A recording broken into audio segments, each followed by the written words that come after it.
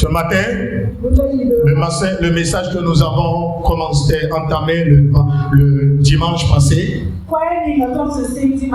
qui est voir l'invisible pour recevoir l'impossible, nous allons l'achever ce matin. Voir l'invisible pour recevoir l'impossible. Dis à ton prochain, tu dois apprendre à voir l'invisible pour recevoir les choses impossibles. Alléluia. Alléluia. Ce matin, nous allons lire Daniel chapitre 3, le verset 17 à 25.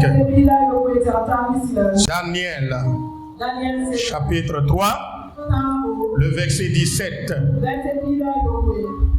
à 25. Voici notre Dieu que nous servons peut nous délivrer de la fournaise ardente et il nous délivrera de ta main, ô roi. Sinon, sache, ô roi, que nous ne servirons pas tes dieux et que nous n'adorerons pas la statue d'or que tu as élevée. Sur quoi Nebuchadnezzar fut rempli de fureur et il changea de visage en tournant ses regards contre Sadrach, Meshach et Abednego.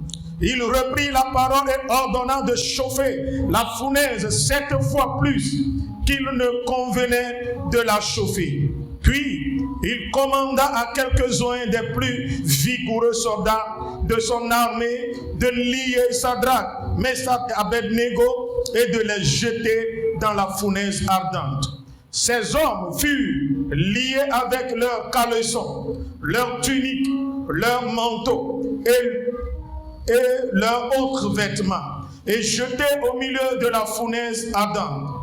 Comme l'ordre du roi était sévère et que la fournaise était extraordinairement chauffée, la flamme tua les hommes qui avaient jeté Sadrach, Meshach et Abednego.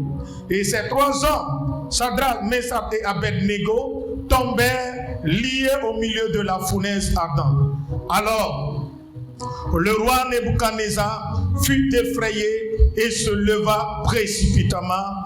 Il prit la parole et dit à ses conseillers, n'avons-nous pas jeté au milieu du feu 3 hommes liés? Et il répondit, au roi, certainement au roi. Il reprit et dit, eh bien, je vois 4 hommes sans lien qui marchent au milieu du feu et qui n'ont point de mal. Et la figure du 4e homme ressemble à celle d'un fils des dieux. Amen. Veuillez vous asseoir.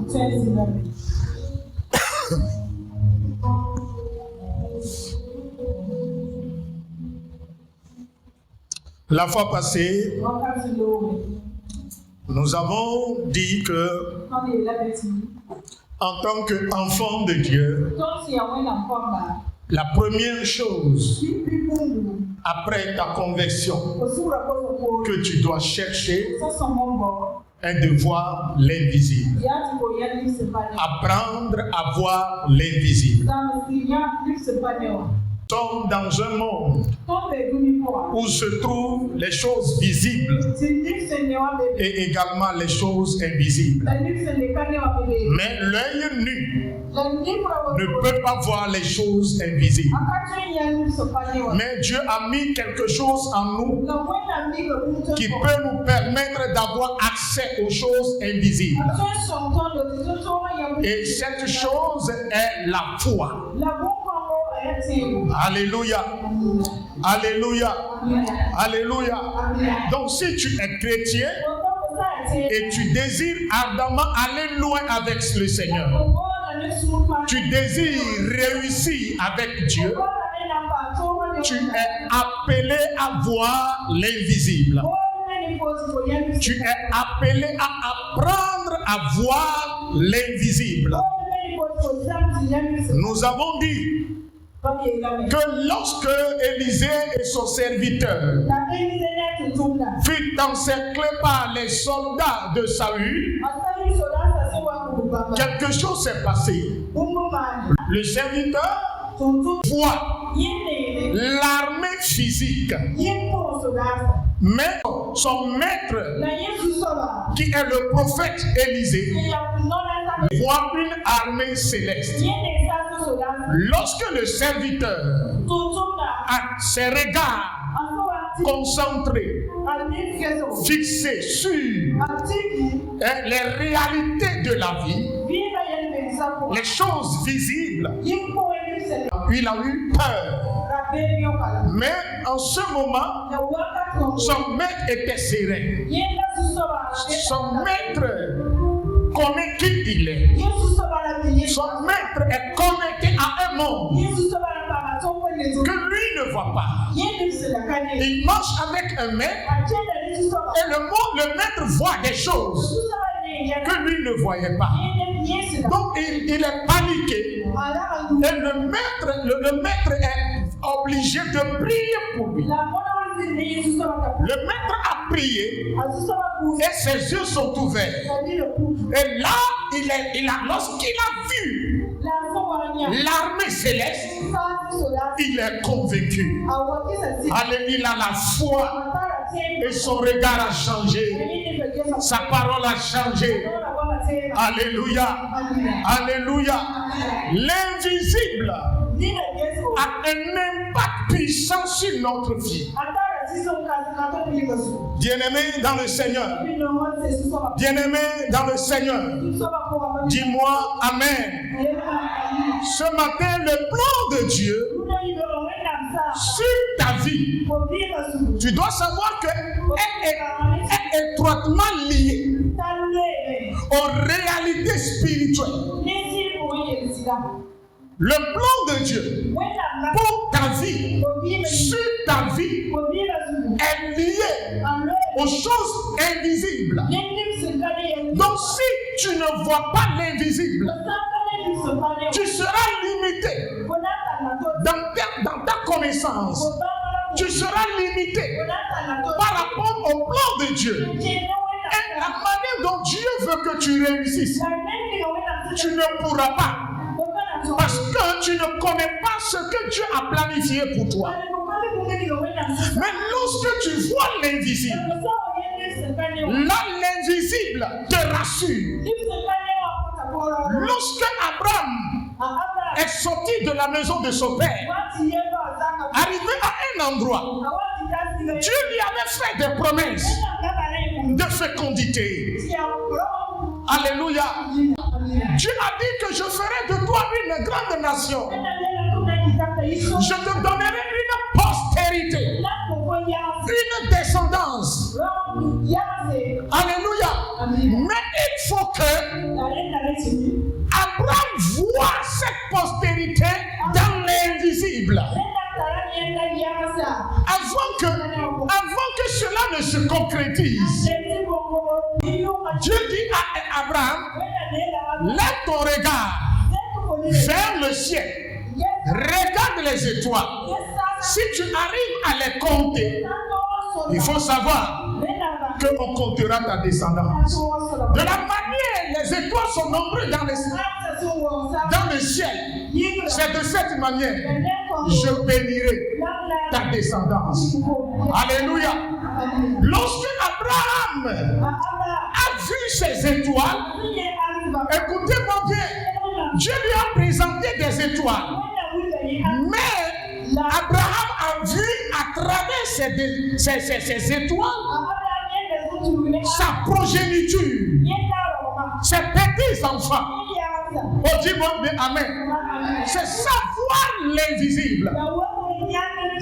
L'invisible a un code. L'invisible a un code. L'invisible est basé sur des principes. L'invisible est basé sur des lois. Mais si tu veux aller loin avec Dieu, tu veux être béni, bien-aimé dans le le Seigneur, tu dois revenir, remplir les conditions, respecter les principes. Dieu nous a déjà bénis en Jésus. Toutes les promesses sont déjà accomplies en Jésus. Alléluia. Maintenant, tu dois prendre conscience de ces réalités spirituelles par la foi. Amen. Tu dois comprendre par la foi que tu n'es plus maudit, que tu es déjà béni. Jésus a tout accompli pour toi. Satan est dépouillé. Satan n'a plus l'autorité sur ta personne. Tu n'es plus esclave du diable. Quand tu vois ces choses par l'œil de la foi, c'est en ce moment tu dois amener les réalités spirituelles dans ton monde et les imposer sur le monde naturel, sur les réalités naturelles. Le plus grand combat du chrétien est d'arriver à imposer les réalités spirituelles aux réalités visibles.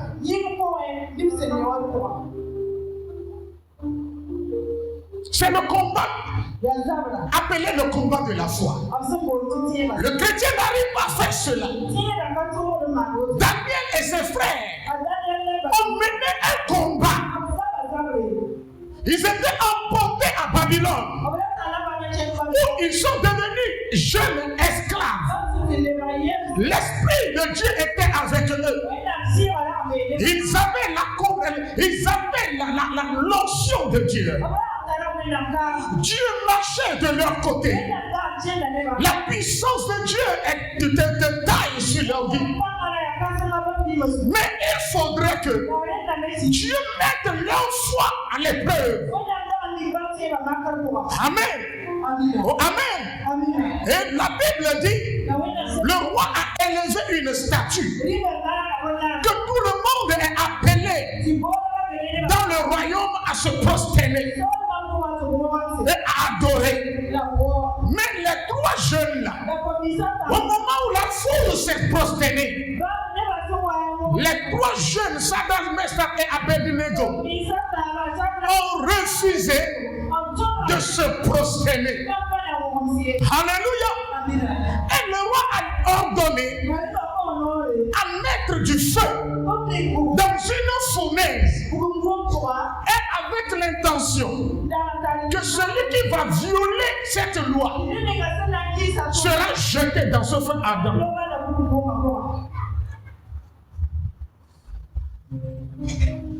Regardez, la mort est là, la loi est là, même leur foi leur dit autre chose. Au moment où les gens voient la mort, le stress, la peur, pour eux là, il dit cette mort, cette fournaise ne va rien nous faire, ne va pas nous amener, ne va pas nous obliger à nous prosterner devant une idole. Jamais ça n'arrivera pas. Et roi, sache-le bien. Sache-le bien. Nous n'allons jamais nous prosterner devant cette statue. Car le Dieu que nous servons, va nous délivrer de tes mains. À travers le feu ardent, ils voyaient la délivrance. Ils voyaient la délivrance, le salut, la restauration. Ils voyaient la présence de Dieu. Le peuple a peur parce que le feu était ardent. Mais ces trois jeunes-là voyaient ce que la foule ne voyait pas. Eux, ils voyaient l'invisible. Eux, ils savaient que le Dieu qu'ils adorent, par la foi, ne va pas les abandonner. C'est ça la réalité. Soldat de Christ. Soldat de Christ. Qu'est-ce que tu veux recevoir de Dieu? Quelle réponse veux-tu de la part du Seigneur? Quel mystère cherches-tu? Les situations que tu traverses, les difficultés que tu traverses te reflètent, te montrent autre chose.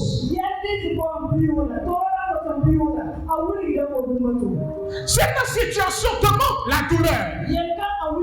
Cette situation te donne d'autres informations. Quelles sont ces informations? Personne ne me drague. Je ne peux plus me marier. C'est fini. Mon âge est avancé. Aujourd'hui, dans le monde, il n'y a plus d'hommes. Il n'y a plus des hommes sérieux. Il n'y a plus de femmes sérieuses. Je préfère rester comme ça. Je suis trop trahi. Là où je suis, tout ce que je fais est bloqué. Tout ce que je fais n'avance pas. Les portes me sont bloquées. Ma vie ne fleurit pas. Je suis maudit. Dans notre famille, les gens meurent précocement à cette maladie-là qui a tué mon papa, qui a tué ma maman, qui a tué mes frères. Je suis malade. Arrivé à l'hôpital, les diagnostics ont révélé la même maladie. Certainement, je vais mourir. Certainement, je vais mourir. Certainement, je vais mourir. La veuve de Sarepta a dit à Élisée, a dit à Élie, ah, tu sais, moi et mon enfant, nous attendons la mort parce qu'il y a la dernière farine. Après l'avoir mangé, nous allons mourir. Certainement, la faim va nous tuer. L'homme de Dieu Élie, amenant cette veuve à voir au-delà de la famine, à voir au-delà de la pauvreté, à voir au-delà des réalités. Fais ce que je te dis. Prépare pour moi d'abord. Et après, tu fais pour toi et pour ton enfant. Comment? On vient de te dire, c'est la dernière farine. Hein? Si je prépare, c'est fini. Il n'y en aura plus. Mais regardez la réponse du prophète. Prépare pour moi d'abord, après, tu t'occuperas de toi et ton enfant. Ça veut dire que dans la réponse du prophète, la farine ne finira pas dans le pot. Il faut croire. Élisée a dit à cette veuve dont les créanciers sont venus pour prendre en gage ses enfants, en gage ses filles. Elle dit, homme de Dieu, maître serviteur, tu sais ton serviteur craignait Dieu, il est mort et il avait des dettes. Voilà, le créancier est là pour prendre nos enfants. Nous n'avons rien. Fais quelque chose, homme de Dieu. L'homme de Dieu lui dit, qu'as-tu chez toi à la maison? Elle a répondu, nous n'avons rien, sauf un bidon Dieu. L'homme de Dieu dit, au-delà de ce bidon, je vois des bidons remplis. Mais il faut d'abord croire. Va prêter des bidons vides chez tes voisins.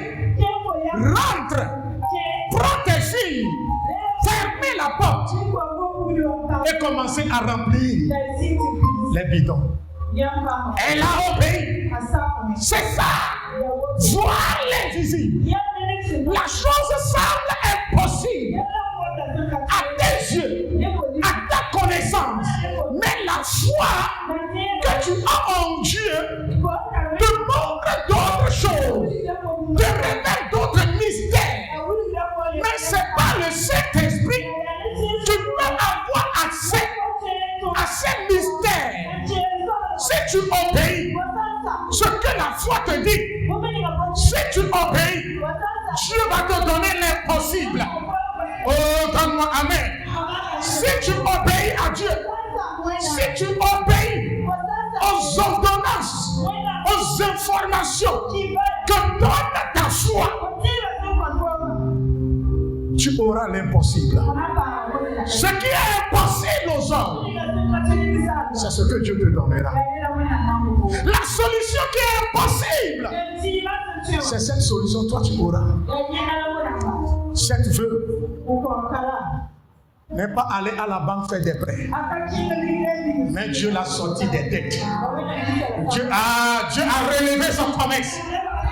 Quand elle était vendeuse d'huile, alléluia, elle était vendeuse d'huile, mais le jour-là, Dieu a relancé son commerce parce qu'elle a cru à la parole de l'homme de Dieu. Souvent nous avons des problèmes, nous avons des difficultés et des révélations que Dieu nous donne concernant ces réalités dépassent notre entendement.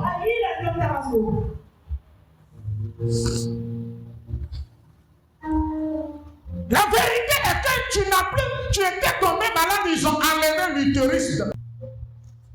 Mais si ta foi te révèle autre chose, et si ta foi te dit dans le monde spirituel, l'utérus n'existe pas. Elle est sortie d'Adam sans l'utérus. Dieu peut te donner enfant. Dieu est capable. Qu'est-ce que ta foi te dit? Qu'est-ce que les réalités te présentent? Voir l'invisible.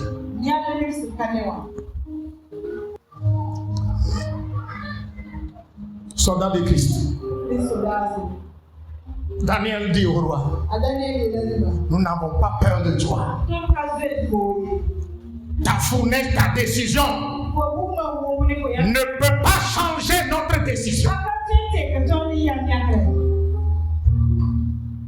Tu ne peux pas nous intimider.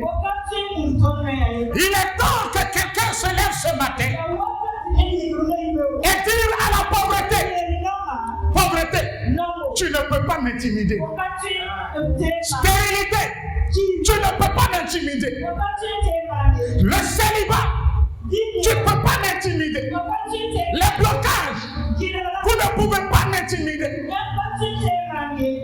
La persécution, tu ne peux pas refroidir ma foi.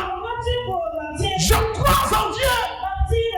J'ai une ferme assurance. Et cette assurance m'amène à démontrer des choses que je ne vois pas.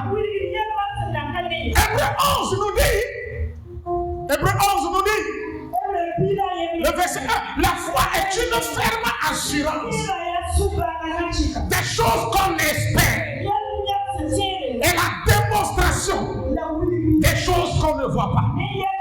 C'est le problème du chrétien aujourd'hui. Tu dis que tu as la foi, mais arriver à démontrer ce que tu ne vois pas, mais ça existe. Le fait de le démontrer, c'est ça que nous n'arrivons pas à faire. Tu ne vois pas ton mari parce que tu es célibataire. Maintenant, comment démontrer cette réalité? Physiquement, tu n'es pas marié.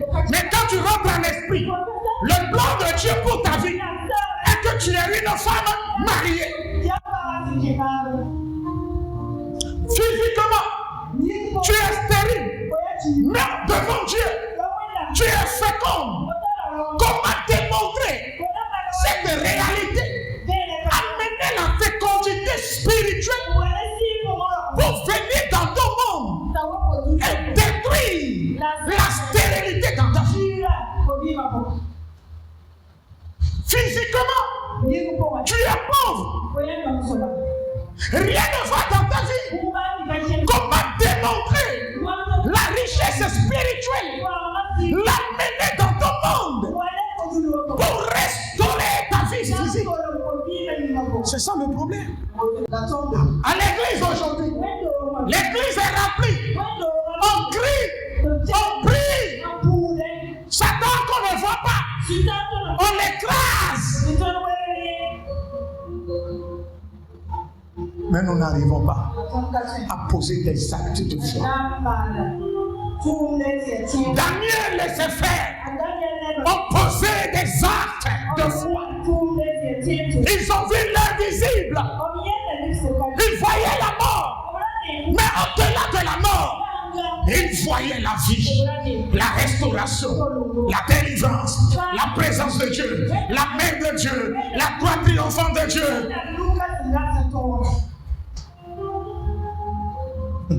On les a liés, les jetés dans la fournaise. La vie t'a jeté dans quelle situation ce matin? Dans quelle situation te trouves-tu ce matin? Que l'Esprit de Dieu te délivre. Que Dieu te donne l'impossible. Crois toujours en Dieu. La clé pour voir l'invisible est la foi. Pour voir l'invisible, c'est la foi. La foi est le moyen par lequel le chrétien, le croyant, voit l'invisible.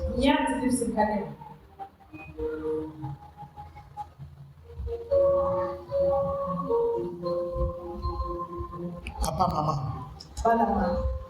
il y a des situations que tu traverses en ce moment. Même ta famille, voyant ce que tu traverses là, personne ne s'attendait à ce qu'un jour tu sors de cette situation. Personne ne s'attendait à une restauration, à une délivrance. Pour eux là, tu es condamné. Et tu vas mourir dans les dettes. Tu vas mourir dans les difficultés. Tu vas mourir stérile. Tu vas mourir célibataire. Tu vas mourir pauvre. Hey! Qu'est-ce que la parole de Dieu te dit?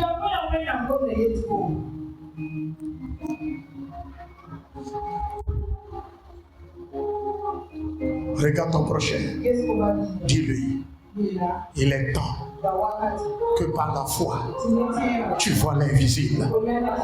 Il est temps que par la foi, tu vois ton élévation. Tu vois ton futur. Tu vois ton bonheur. Tu vois la paix dans ta maison. Par la foi, il faut que tu vois que tu es en train de sortir de la pauvreté. Tu es en train de sortir de cette maladie. Tu es en train de sortir de cette situation. Oh, que Dieu t'accorde cette grâce ce matin. Que l'Esprit de Dieu t'accorde cette grâce ce matin. Oh, alléluia. Oh, alléluia. Alléluia. Que ta foi te projette dans une maison à étage. Que je ne mourrai pas dans nos logis. Je ne mourrai pas dans l'occasion. J'irai dans ma maison. J'irai dans ma propre maison. J'irai dans ma propre maison. J'irai dans ma propre maison. Je serai dans le foyer. Je serai marié. Je serai femme au foyer. Je serai un homme nanti. Une femme riche. Une femme d'affaires. Un homme d'affaires. Je serai un puissant commerçant. Dieu va m'élever. Dieu va me bénir.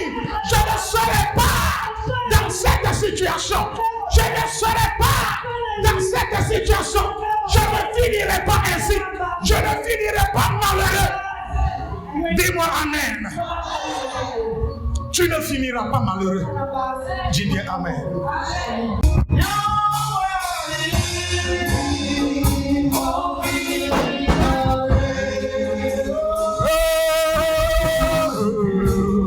Rakatala sekete, mande kuria palaka tulekete, raska paramelero, le ekelia bara sekete. My God, there is who you are.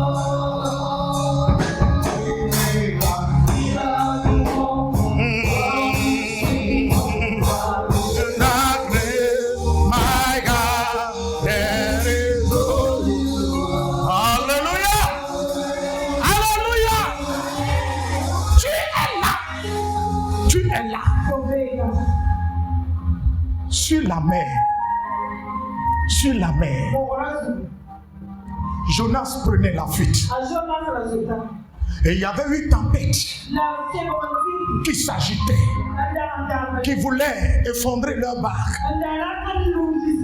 Mais Jonas a vu l'invisible dans la tempête. Jonas se tourne vers ceux qui sont avec lui. Il dit non, la tempête est venue me chercher. Il y a Dieu derrière cette tempête. Il a vu l'invisible. Si vous ne me jetez pas dans cette eau, la tempête ne s'apaisera pas. Il a vu l'invisible. Dès qu'il s'est jeté, le vent s'est calmé. Oh, il y avait une voiture invisible qui l'attendait au fond de la mer. Et quelle est cette voiture? C'est la baleine, le poisson géant. Pour les hommes, le poisson est venu pour le bouffer. Mais tu as ordonné au poisson de venir prendre Jonas et l'amener à Ninive, là où il ne voulait pas aller. Que la voiture de Dieu vienne te chercher ce matin pour te faire projeter, pour te conduire sur la terre promise. Que la voiture invisible vienne te récupérer et t'amener sur le chemin de ton destin, là où tu as choisi de t'amener. Que la voiture spirituelle vienne te récupérer.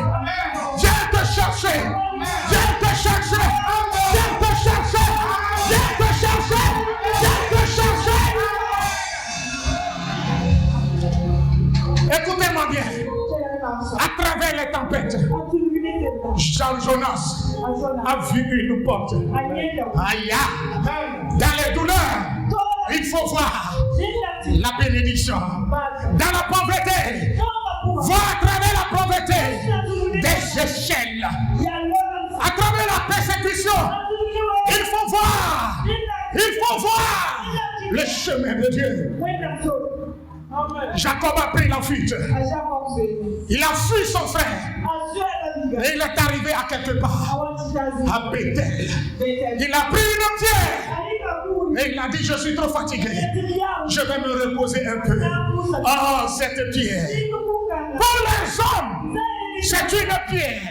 Mais pour Dieu, c'était la pierre que son grand-père Abraham avait utilisée pour bâtir un hôtel à Bethel. Il est couché. Dès que sa tête a touché la pierre, il s'est retrouvé devant Dieu. La porte est d'entrée. Et la voix lui dit, ici, c'est la maison de Dieu. Je suis là. Lorsqu'il est couché, il voyait qu'il y a transaction entre le ciel et la terre. Quand il descend, l'atmosphère change. Il y a transfert en ciel et terre. Quand il descend, oh, l'atmosphère change.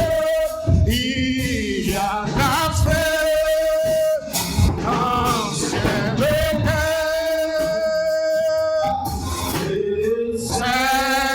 Saint-Esprit est là. Le Saint-Esprit est là. Le Saint-Esprit. Les catarabasques.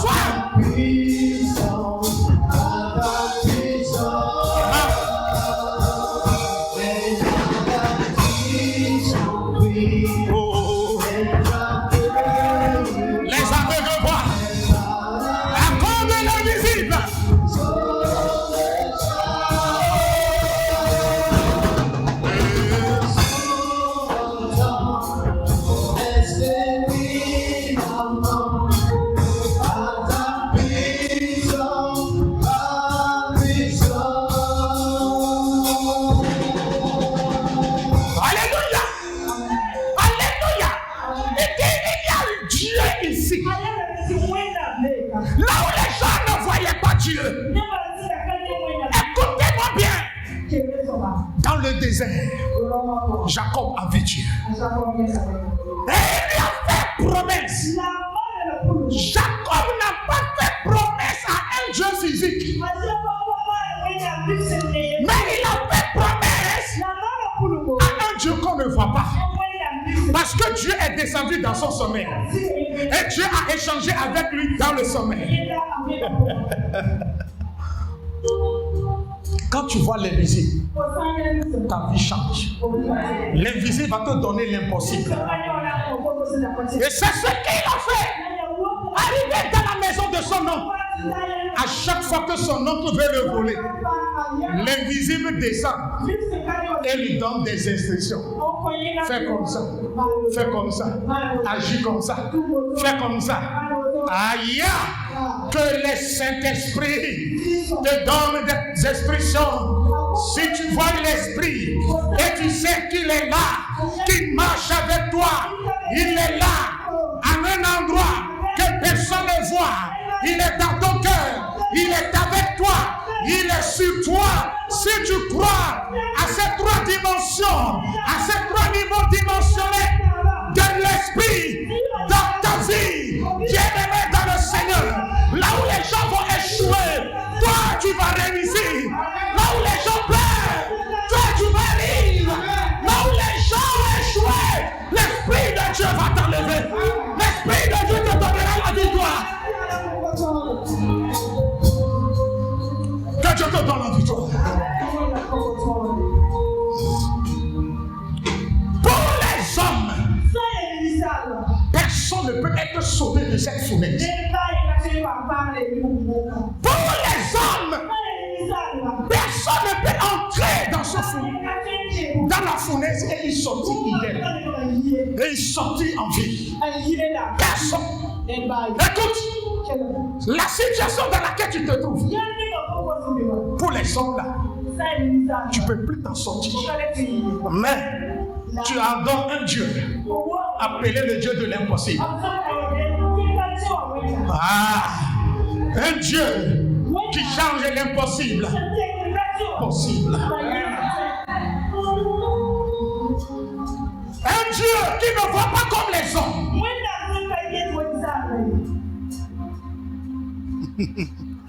On les a liés. On les a liés. Daniel s'est tourné vers ses frères et il leur a demandé, are you ready? Are you ready? Are you ready? Pour mourir pour la cause de Dieu. Êtes-vous prêts à être sacrifiés, à être brûlés? Mais one thing we know, une chose que nous savons est que we will not die. Nous ne mourrons pas. Nous ne mourrons pas. Et Daniel dit à ses frères, gardez la foi. Gardez la foi.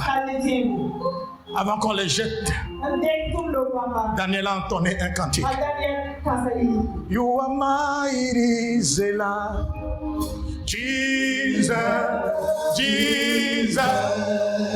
You are mighty, Zela. Jesus, Jesus. Oh, you are mighty, Zela. Jesus, Jesus. Oh, you are mighty, Zela. Jesus, Jesus. You are mighty, Zela.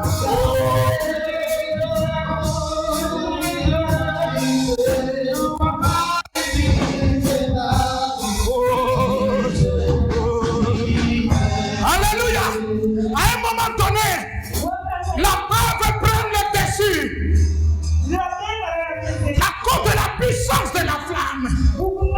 Mais lorsqu'il chantait, le Saint descendu.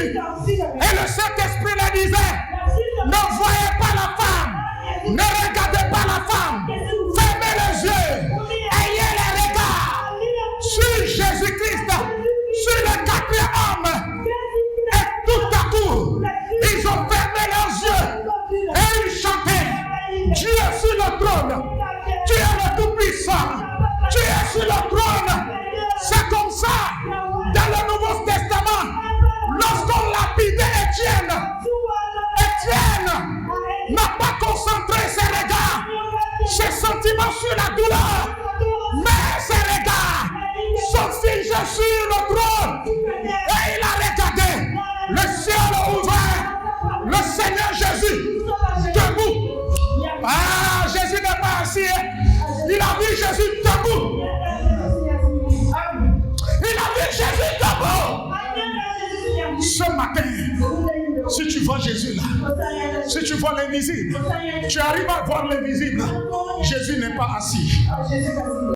Ceux qui sont spirituels et qui souffrent pour la cause du royaume, quand ils souffrent, Jésus n'est pas assis. Il est debout jusqu'à l'accomplissement de la prophétie. Il faudrait que ton adoration, ta marche avec Jésus, l'amène à être debout dans l'invisible. Dis à ton prochain que ton foi amène Jésus à être debout.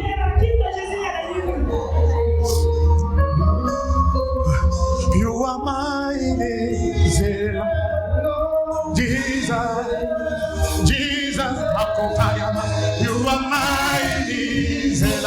Oh, Rakata. À un moment donné, commencez à parler en langue. Reste paros que taluda. Makundi balia katale. Et écoutez-moi bien.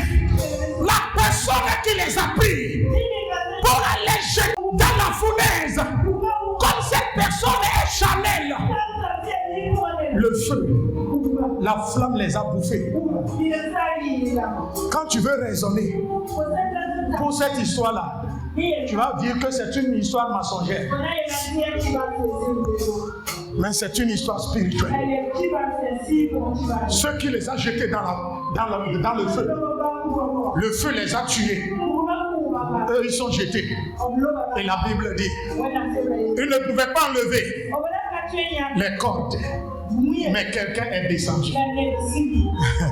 La personne en qui il croyait, la personne qu'il voyait à travers le feu, cette personne est descendue pour leur dire que ce que vous voyez là, ce n'est pas une fausseté, mais c'est une réalité.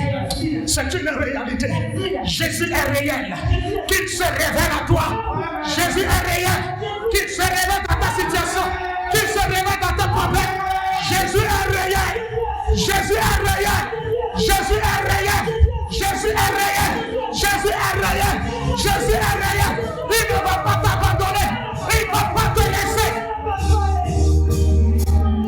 La Bible dit, le roi a crié. C'est pas 3 personnes qu'on a jetées. Eux tous ont répondu oui. Mais actuellement, je vois le 4e homme. Quelqu'un a l'apparence de fils de l'homme. Et les 4 sont dans le feu en train de danser. Runaya Simogo, Akara Berkame, Jésus Massi Barkam, Runaya Simogo, Akara Berkame, Jésus Massi Barkam, Runaya Simogo, Akara Berkame, Jésus Massi Barkam.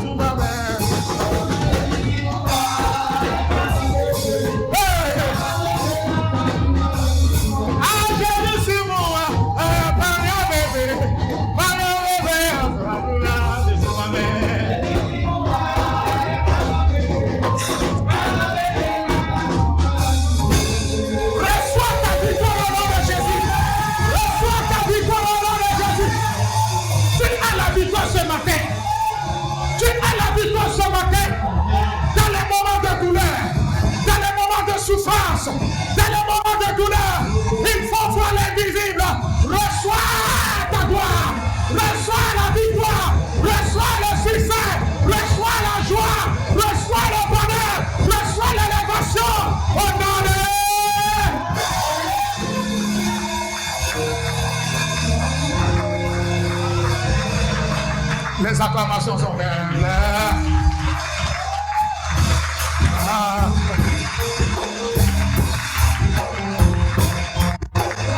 Alléluia. Alléluia. Dis à ton prochain, il est temps que tu marches dans le feu. Lisez Ésaïe 43, on va finir. Ésaïe 43, verset 1. Ésaïe 43, rapidement. Ésaïe 43, verset 1. Ésaïe 43, verset 1. Yeah. Ainsi parle maintenant l'Éternel, qui t'a créé, ô Jacob, celui qui t'a formé, ô Israël. Ne crains rien. Ne crains rien. Car je te rachète. Ne crains rien. Faut pas fermer. Ne crains rien. Dieu te dit ce matin de ne pas craindre. Ne crains pas les problèmes. Faut pas avoir peur. Ne crains rien. Car je te rachète. Car je te rachète. Tu étais esclave de quelqu'un, mais moi, Dieu là, je t'ai racheté. À partir d'aujourd'hui là, tu n'es plus esclave de la pauvreté. Tu n'es plus esclave de la pauvreté, de la souffrance. Tu n'es plus esclave du péché. Tu n'es plus esclave de la malédiction. Je t'ai racheté et tu m'appartiens maintenant. Regarde ton prochain. Ah, je sais maintenant que j'appartiens à Jésus. Je t'ai racheté. Je t'appelle par ton nom. Je t'appelle par ton nom. Mais tu es à moi. Hey. Comment tu t'appelles? Hein? Thierry. Dieu dit connais ton nom là. Que tu es à lui là. Ma fille, Dieu dit que tu l'appartiens, tu es à lui. Si quelqu'un dit, quand tu as vu mamie là, mamie spirit, esprit des eaux, que tu l'appartiens là, dis à la personne que Jésus m'a racheté et je ne suis plus esclave de mamie Waka. Je ne suis plus esclave de l'esprit de serpent. Je ne suis plus esclave des fétiches du village. Je suis racheté et j'appartiens à Dieu. Mais les chrétiens ne comprennent pas ces réalités. Non. Vas-y. Si tu traverses les eaux, je serai avec toi. Hey! Dieu n'a pas dit tu ne vas pas traverser. Il n'a pas dit tu ne vas pas traverser. Si le problème arrive dans ta vie là, il faut savoir que je suis là avant l'arrivée du problème. Si tu traverses les eaux, je serai avec toi. C'est ça la promesse de Dieu. C'est cette promesse que tu dois saisir. Je serai avec toi. Tu dois voir Dieu à toutes circonstances. Tu dois prendre conscience de cette réalité. Que Dieu est avec toi. Et les fleuves, ils ne te submergeront point. Les fleuves ne te submergeront. Tu auras des problèmes. Mais ces problèmes ne vont pas t'anéantir. Tu ne seras pas anéanti. Dis-moi, allez. Si tu marches dans le feu, tu ne te brûles. Doucement. Si tu marches dans le feu, si tu marches dans le feu, tu ne te brûleras pas. Tu ne te brûleras pas. Ils sont rentrés dans le feu. Est-ce que le feu les a brûlés? Est-ce que cette prophétie s'est réalisée dans leur vie? Est-ce que Dieu est fidèle à sa parole? Est-ce que les promesses de Dieu sont infaillibles?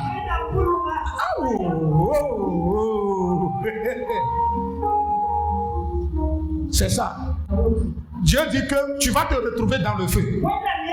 Si tu es sur la bonne voie, si tu marches avec Dieu et tu ne retrouves pas le fleuve, les autres sur ton chemin, tu ne retrouves pas les tapettes, tu ne retrouves pas le feu là. Il faut savoir que toi et Satan, vous êtes dans la bonne direction.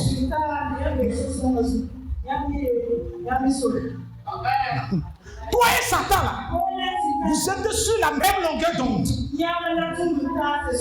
Mais si tu racontes les difficultés, les tempêtes, le feu.